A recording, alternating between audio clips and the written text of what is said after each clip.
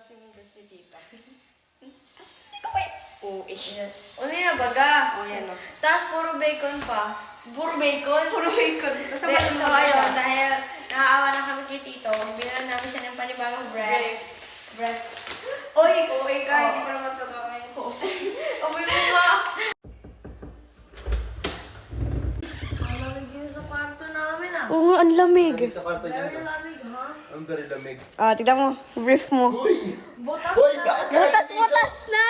Tignan mo! nakakahiya? Ba't yung pinapakita? Influencer, tapos ganyan yung brief. Sasakaling kita. Butas.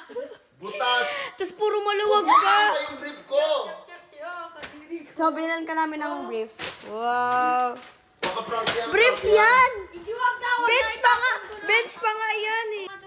Brief yan. Pag ito, iba laman na ito. Design Dora, Elsa. Tsaka bakit nyo naman pinakita yung brief ko?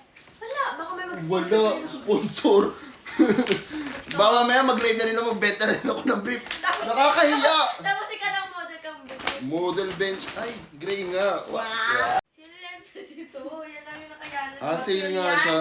So guys, bumili sila ng Buti brief. nga nag-effort kami. Ayan, oh. Sa bench, opo. Wala, thank you. Thank you. Thank you.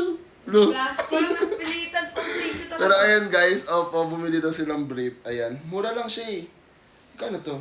599. Oo, bench. Kaysa naman Naka-sale kasi. Kaysa naman sa ukay-ukay namin. So, yehey, may bagong brief si Tito Gray. At gray din po yung color ha. Sakto kayo na napili ha. Ito yung luma sa hotel mo. Kaya tito.